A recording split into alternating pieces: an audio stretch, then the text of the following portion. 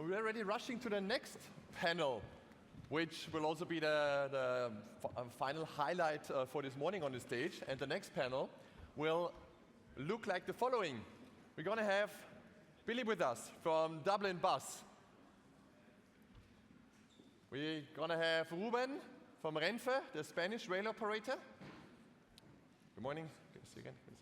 Then we have Diane from a ferry operator in Scotland. Hi.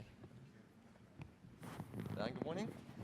And we have and Thomas from the Transport for London, and with all the challenges that he will have in this major city around it. So great to have you on stage. But before we start with the questions for the panelists, I would have one quite simple question to all of you in the audience. Who of you truly believes that we will succeed with the Paris Agreement, with the 2-degree target that we set ourselves as world population and to adapt to climate change? Who believes that the 2-degree target is manageable and we will achieve it? Okay. Okay. Hopefully we can elevate this feedback a little bit and, after this conference. The question is, who if not us? Yeah? Who if not us in the driving seats, in mobility, but many other areas, are putting this effort in, and who if not us, the most educated, socially highest ranked people around here who are now together in this room.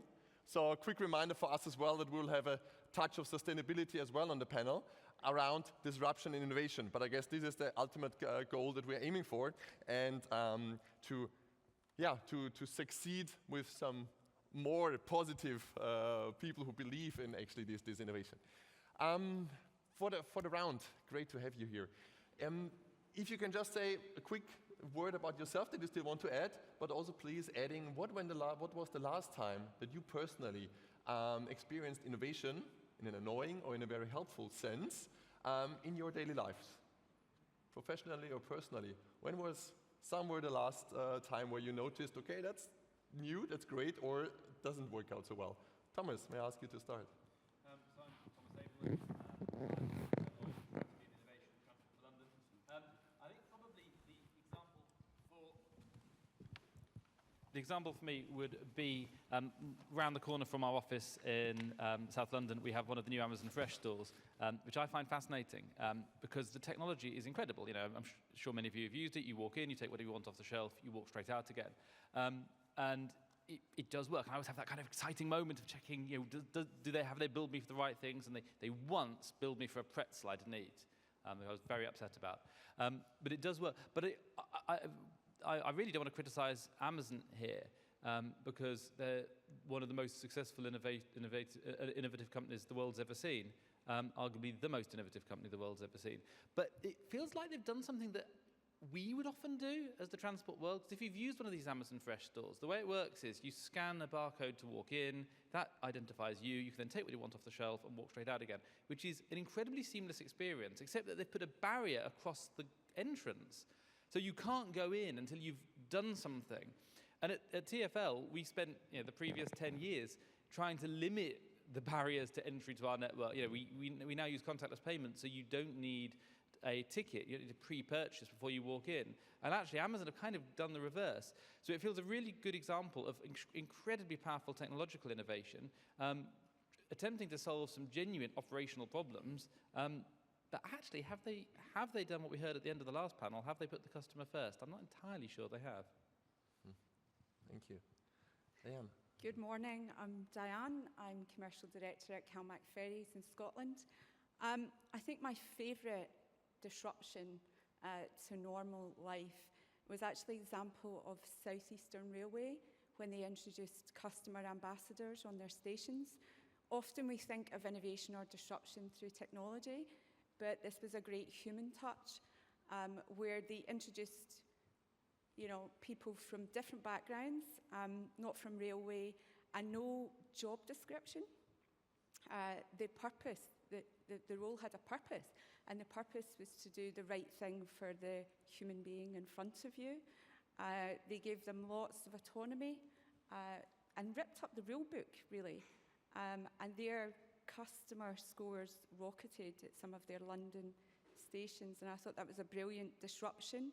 It made people feel quite uncomfortable, managers, station managers feel quite uncomfortable, but it had a brilliant result because they were getting involved in all sorts of kind of daily disruptions for customers, helping them and having the autonomy, with their own credit cards and vouchers to give away. So a very different way of looking at it, but definitely through the lens of the customer.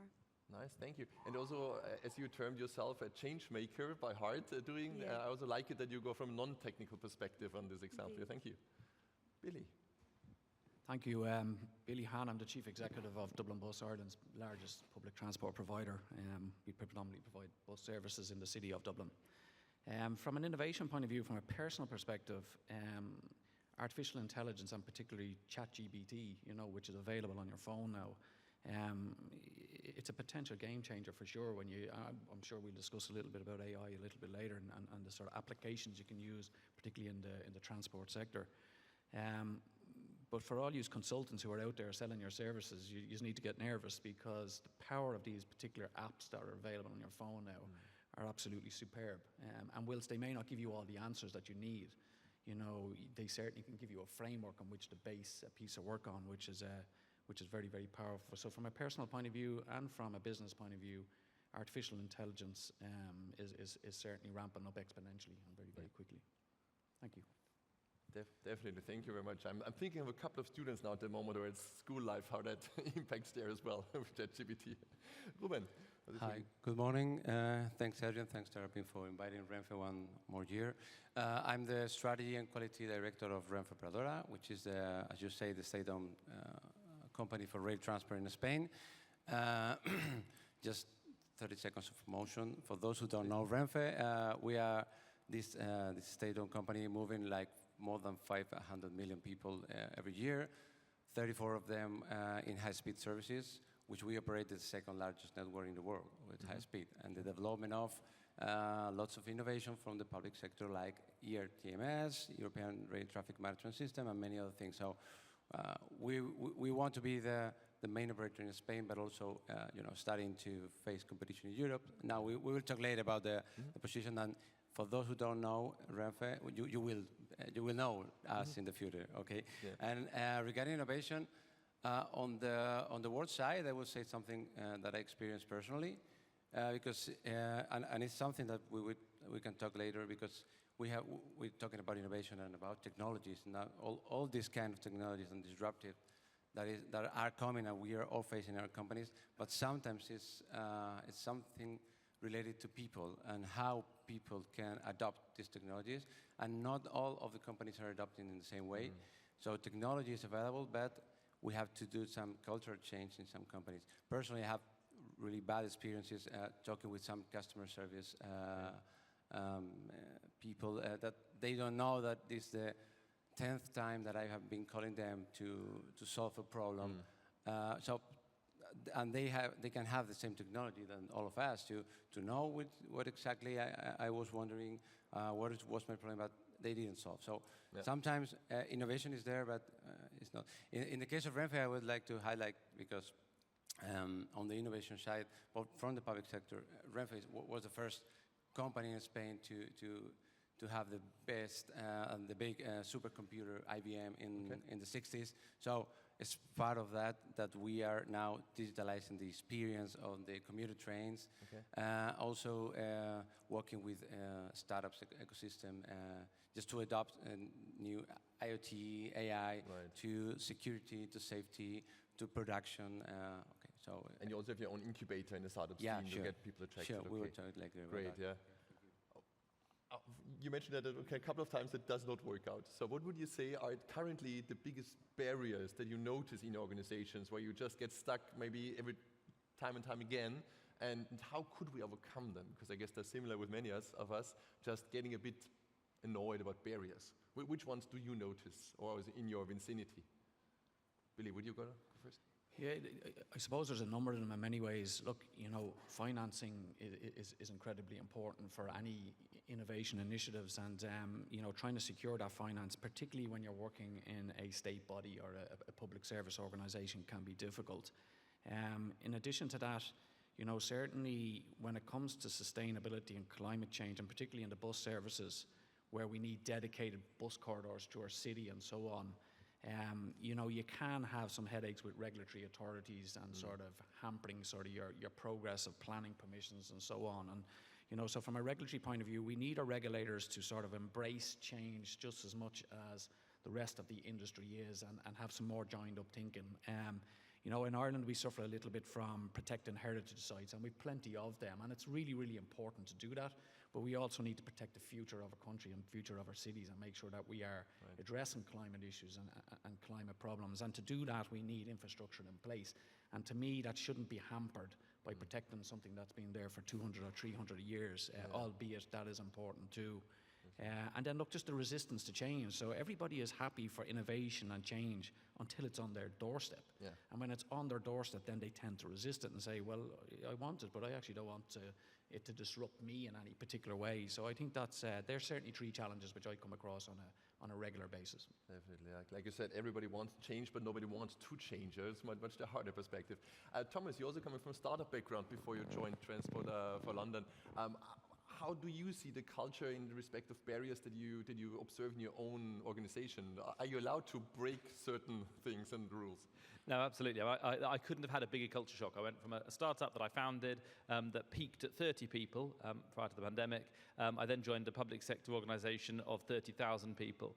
And I think it's really important that we acknowledge that ours is an environment in which innovation is really hard. You know, we have a transport business exists at this intersection of operations and politics.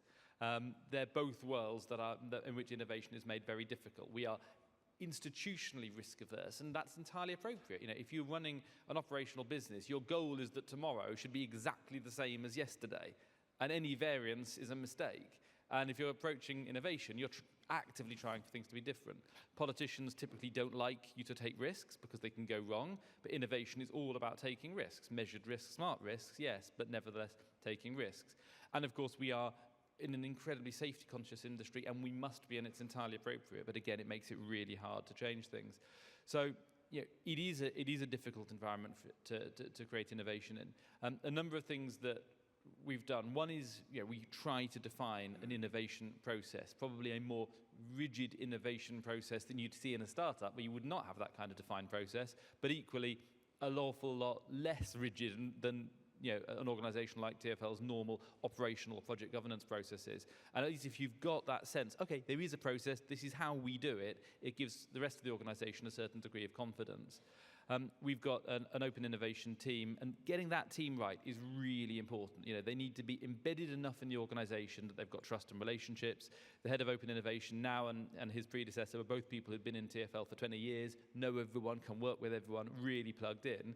But then the team they lead, their job is to be out there in the startup world, understanding what innovations are emerging and trying to get that, you know, too distant from the organisation and the organisation doesn't trust them, too close to the organisation, and actually they don't have the relationships with the outside world, and trying to get that balance right. And then the final thing I'd say is to really focus on where the organisation's top priorities are. There's no point trying to develop innovation that doesn't lean into where the organisation is trying to go. So, you know, as TfL, we have certain key priorities. We're trying to rebuild our ridership following the pandemic. We're trying to cut our costs because we've seen a reduced level of government support since the pandemic. And, you know, most crucially of all, and I'm really glad you mentioned it at the start, we're trying to achieve net zero, both for Londoners and for our own operation. So, you know, really focusing on innovation that leans into where the organisation's trying to head. Which is tricky for all of our parts, I would say. Yeah? Diane, how is it, I guess, even more than with Transport of London for a ferry operator? I don't see too much disruption left and right coming in. Are you worried about something, or are you innovating from inside? I think we're definitely innovating from the inside. We are, I mean, Thomas, you talk about TfL being a certain culture. We're about 20 years behind TfL, so I'm quite jealous of your innovation and your goals and your aiming to do. But we are government owned. We are wholly owned by Scottish ministers, so they don't like risk. Seafarers, mariners don't like risk either. And I think that it's purely cultural for us. And often people get scared by the word innovation. And in transport sense, they don't like disruption either, so we talk about good disruption. And for innovation, they think it's some big thing that's going to be done to them. So you asked about what's the way forward. Well, we found success in certain things that we've done, and that's by doing small pilots and getting the crew involved right from the start. We've got this idea, or we've got a problem, because often innovation also comes as lots of solutions looking for problems. And what we've spent time doing is crystallising what are the problem statements for us as an organisation. We've got big net zero targets from the Scottish Government. We've seen the kind of movement of the UK government on their kind of goals and targets for net zero. Scotland won't be far behind that in movement of targets and goals, I'm sure. So it's the pilots that are important, taking people with us, doing it from the inside, and also involving our communities. People call us lifeline services. We're not. We're more than that. We're lifeblood services to the islands.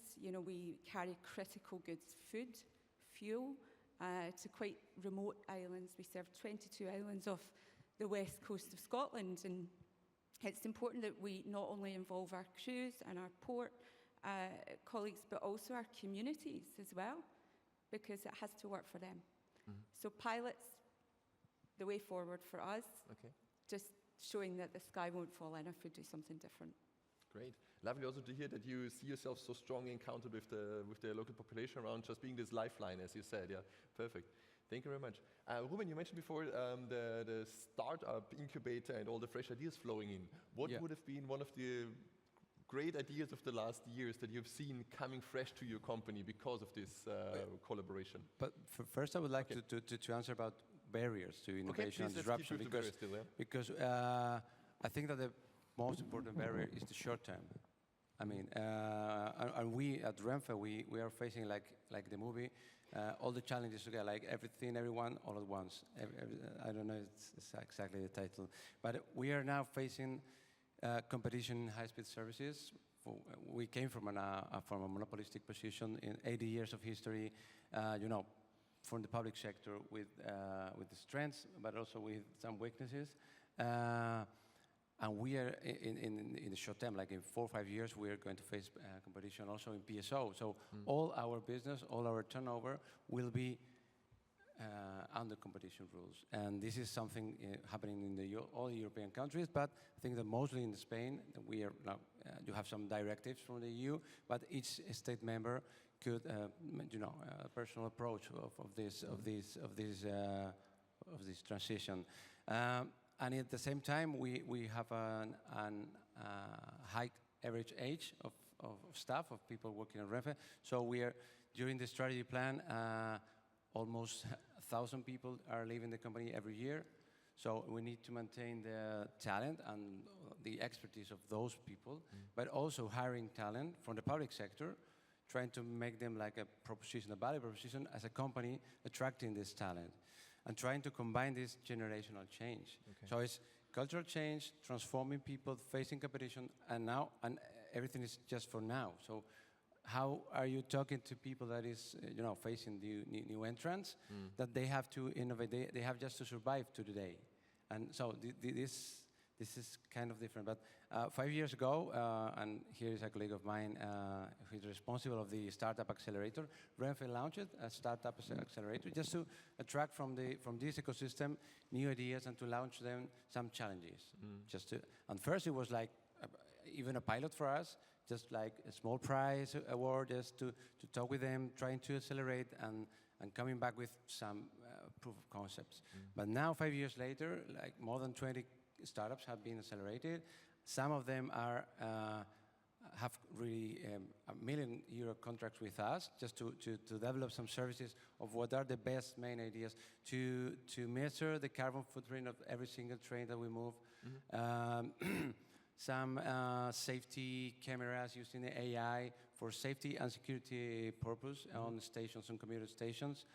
We have plenty of this. And this is something really important because it helps not only for the technician just to change their mindset and, to know that even if they are working in rail for 40 years, a guy from a garage can show, and the combined, the teamwork is really, it's synergies, 2 + 2 = 5, and the outcome is really powerful for a company. And we are now, it's part of our culture. I mean, it's something that starts really step by step, but now it's part of our culture. We believe in this accelerator, and even we are investing in some of them, like, making this ecosystem more and more. Okay, great. And maybe even some more presenting themselves outside. Let's see. Perfect, thank you. Also to the audience, we will have some time in the end for questions. So also if something comes up in the meantime, please make up your mind around that, and we'll be happy to collect them in a moment. With these successful stories, how's it for each of you, items where you said, we're proud about it, that we managed it in our company, with the help of a startup or internally? Bill, you're nodding already. What are you proud of that happened really well over the last years, or change that you have? It's actually ongoing at the moment. So, we've just over 1,000 buses, about 1,070 buses, and about 78% of them are diesel buses, and about 22% are hybrid. But we are moving to electrify our fleet at the moment. So we actually have electric double-decker buses on live trial in Dublin City at this moment in time, and we have a very, very ambitious plan to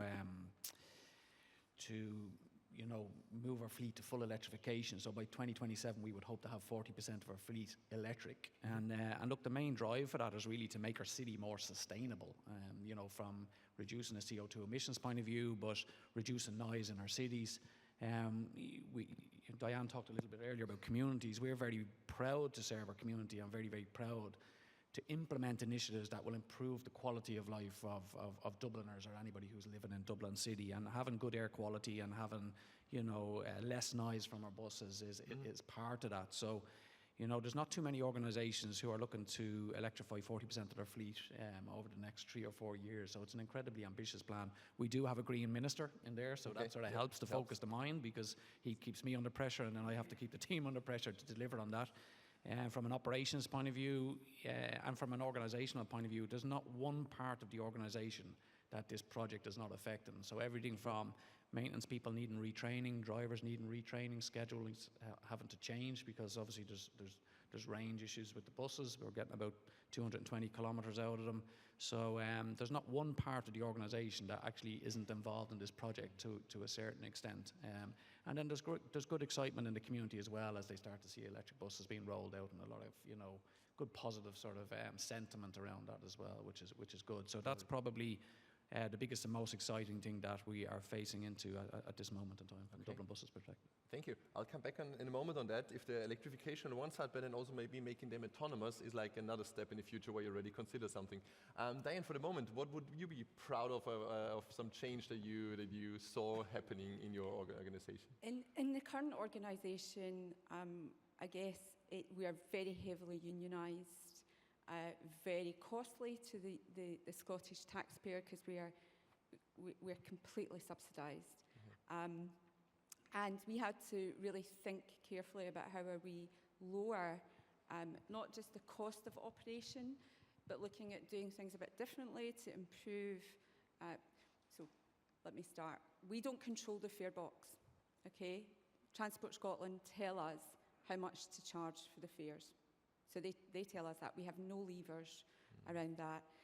So all our commercial freedom is around our retail operation, which is all executed on board the ferry. And we have teams of people cooking fresh food on board, which is brilliant. But on a very short crossing, we lose quite a lot of money on that because people can be queuing, for quite a long time, and then they get to the front of the queue and the ship is coming into dock, maybe a 50-minute crossing. So we worked with the crews on board to say, how can we improve our profitability and also improve the customer experience on board? And so we came up with the idea of food to go. And I know that doesn't sound like a big thing, but trust me, trying to drive any kind of change in CalMac is not for the faint-hearted. And they saw that as a threat to their own jobs at the start.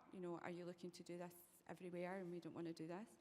So we managed to do it, and they came up with their own ideas around what we do, and it's all still freshly prepared on board. It's all local produce, and it's a brilliant experience because on a nice sunny day, which can happen in Scotland, they can take their food outside and sit on the deck and enjoy the views, or they can take it off with them because they might have a long drive ahead of them. So we've been improving profitability on board through that, and also seeing more customers purchase and enjoy the experience. So Thank you. thank you. Thomas, would you maybe even had a small celebration in your department because of some innovations, some change that took place? Loads, obviously, every day. But I'll actually quote one that wasn't a celebration I was involved in because it launched it pretty much exactly as I joined TfL, so I claim no credit for this whatsoever, but I just think it's a fantastic example of innovation. And this is the direct vision standard. So TfL had a problem, which was that cyclists kept getting killed. And there are lots of things that you can do to try to solve that problem, and people all around the world have tried to solve that problem. And TfL sort of said, well, what's the root cause of this problem? Well, they keep getting killed by lorries. Well, why are they getting killed by lorries? Because the drivers don't see them. Well, why do the drivers not see them? Because they can't see them. Why can't they see them? Because the windows don't allow them to see them. So what needs to be done to solve this? Well, we need to redesign the lorries. And most people at that point would say, okay, well, we can't do that. And TfL said, okay, so we need to redesign all the lorries in the world. Fine, let's do that then. And so they defined what a safe lorry would look like, and what equipment it needed, what cab design, it needed a completely different design, and then launched an accreditation scheme for London, have been gradually ramping that up. Because no one had done this before, that accreditation scheme then got adopted by the EU as the EU standard, and you're now seeing a gradual but very significant increase in safe lorries on London streets and a reduction in cycling deaths. And I thought it was a really great example of really getting to the heart of what the actual problem you're trying to solve is, and then being ambitious and long-term and coming up with a solution. Okay, so very good example for safety. And we had environment mentioned from sustainability, but of course also the financial background pressure. So if we consider those and we heard before, maybe sometimes we're some years back, it feels at least. And now if we look forward, let's say 20, 30 years, and Christmas is coming up, so maybe let's make a wish list.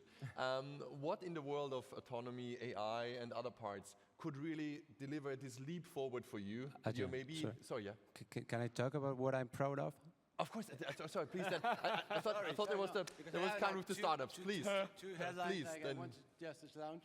Okay, sorry. Please, then still at that. Yeah, because talking about sustainability and about electrification, rail, I mean, it's not something that happened in the recent years, but it's something that we have been working in decades. But now that we have this European Green Deal, and now we have this decarbonization challenge as Europe, as a collective economy, in Renfe, for example, 90% of our trains run with electric power. Only 10% are with diesel, just in non-electrified tracks. But we are working in hydrogen projects, we are working in LNG, and we are also working in batteries, just for this last mile tracks. And we have invested like more than 5 billion euros in new train sets, just to renew the half of the PSO trains, more efficient, even we have some systems that when we brake in the trains, some electricity is given back to the network. We are launching solar panels to feed our high-speed trains, because to be electric is very good, despite you have a work in Europe, and then the cost in your P&L is like 3 times that we used to have like 3-4 years ago. So sustainability is really one of the things that we are most proud of. We have reduced since Kyoto Protocol like 90% of our carbon footprint. So we're in a very good position for this. We are ready for this future. As some people say, the future is rail. So as the backbone of the mobility system. And the other thing that we are proud of, apart from the Startup Accelerator, which is something really important, it's a small project, but it's huge, the cultural change that it comes from there, is that we are developing a mobility as a service platform, because we want not only to be the main railway operator, despite this competition scenario, but also a mobility integrator, because people is moving in a different way. Mobility patterns are changing. But with the public service and mostly rail at the center of this new ecosystem, we want to integrate public and private operators, not only rail, because what is public transport? It's commuter trains and regional trains, of course. It's metro, it's bus, but it is also the scooter or the bike that connect the people from their house, just this last mile. But also in our case, some high-speed services serve daily commuter travel for people in Valencia, for people in Madrid. Is 1 hour and a half, 2 hours and a half. If we want to connect all these in the platform with car sharing, ride-hailing, also. And it's called DOCO. It's a word game in Spanish. It's where you're going to go and how you want to go. And you can choose. Even it's open for competitors. So we want to be our platform, not depending on others. Okay. Great that you see this as a Sorry holistic, it's a holistic system, and also inviting competitors to have this one-stop solution, which we all need as customers to make it. Just one ticket, one only experience on the whole trip. Perfect. Okay. Thank you for adding these examples, of course. Thank you. Now, if we take this forward, let's say another 10, 20 years, as I mentioned, kind of a wish list. What would really be aside some barriers that we have, but what would really take this leap forward that we are staying or becoming a more trusted, more used public transport facilitator for everyone? What, in the terms of AI, autonomous, or anything else, would be that for you? Billy, what would be a desire? What's on your front? Yeah, I suppose, before I go to the sort of ideal solution in 10 or 20 years' time, I have a very, very short-term problem at the moment, which is punctuality. And our National Transport Authority fines me when we're not operating our buses within a very, very tight criteria, and it's costing me and our company quite a lot of money. So we've traditionally used historical data to determine the profile and running times of buses. And certainly in the short term, we'd like to look at artificial intelligence solutions to use better predictive algorithms as into what those profiles should be going forward, because what we're finding post-pandemic is that the variation in traffic from day to day and certain times of the day is significantly different than it was pre-pandemic. So it's coming up with solutions to that in the short term would really, really be good from our business point of view. From a longer term point of view, you mentioned earlier autonomous vehicles, and that would certainly reduce my headaches to a certain amount of extent. You talked a little bit about safety being a priority for all our organizations.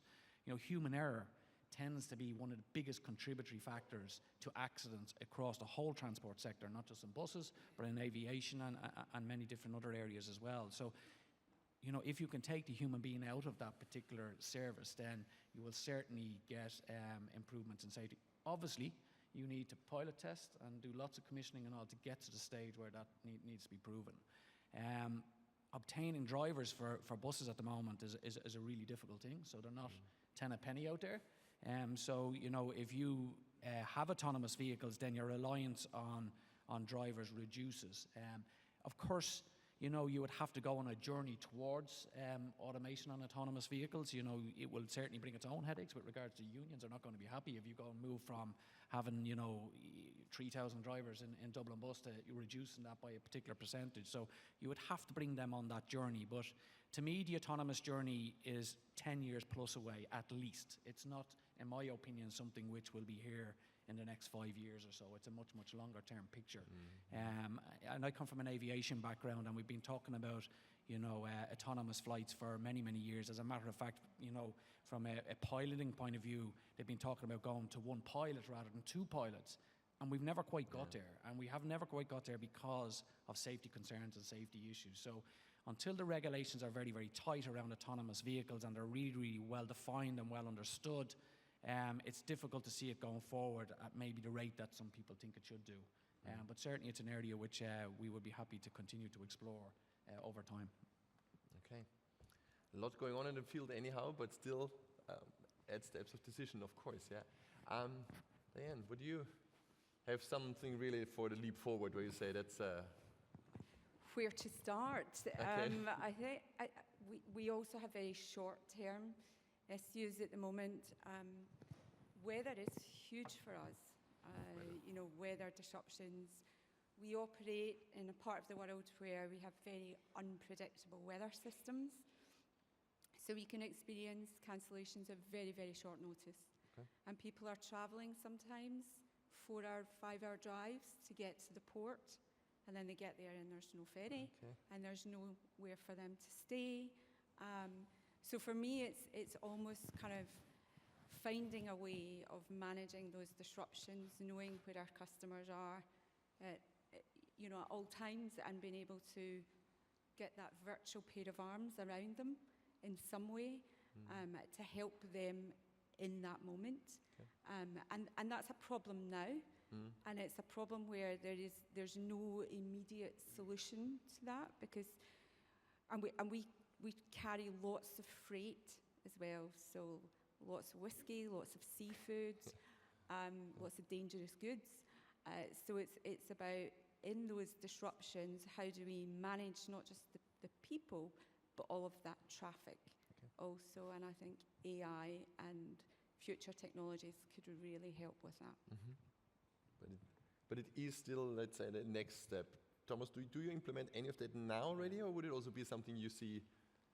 So you mentioned autonomy earlier. So our goal as TfL, our kind of North Star, is that by 2041 we want 80% of trips in London to be made by public transport and active travel, and that's about a 20% increase on where we are at the moment.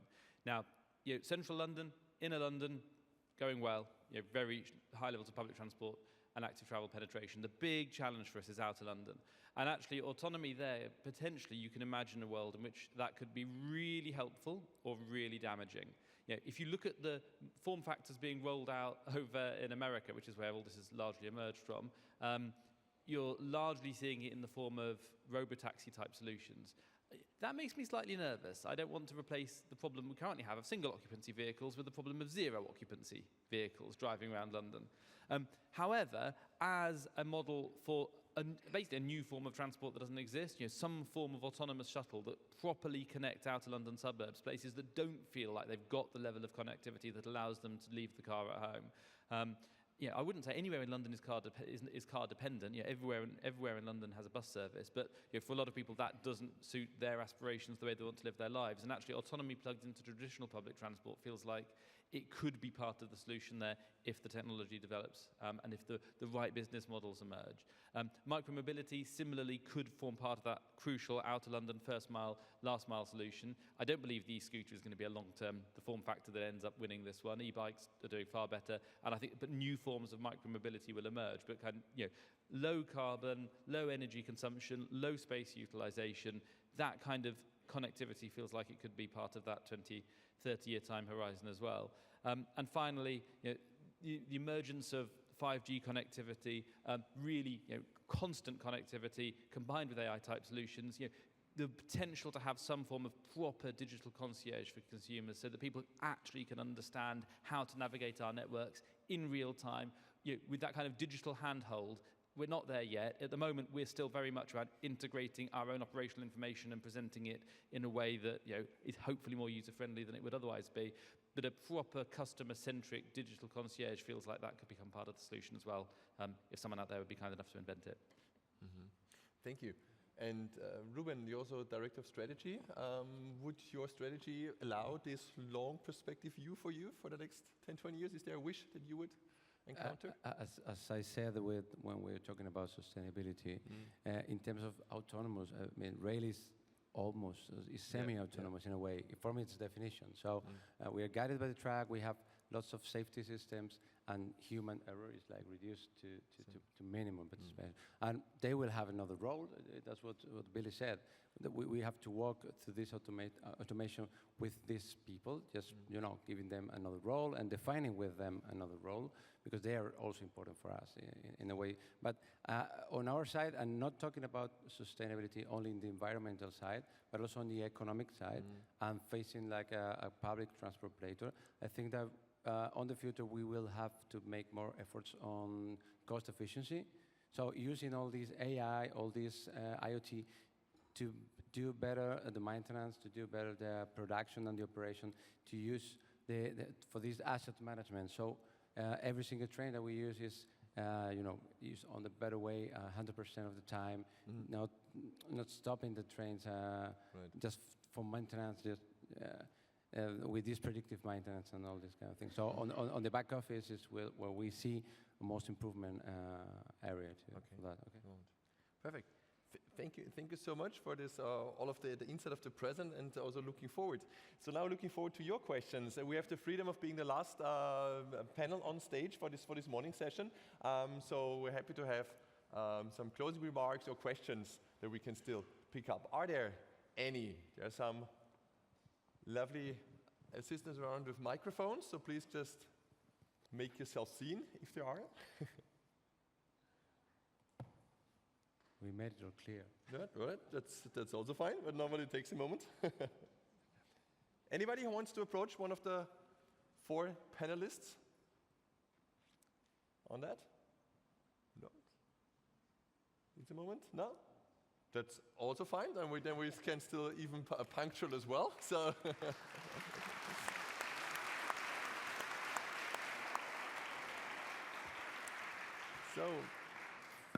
Thank you very much for being on stage. The main stage closes for this morning, but in 1 hour time, we're gonna continue in all the summits and all the tracks that you know from yesterday. So we'll be happy to see you there. Thank you. Thank you.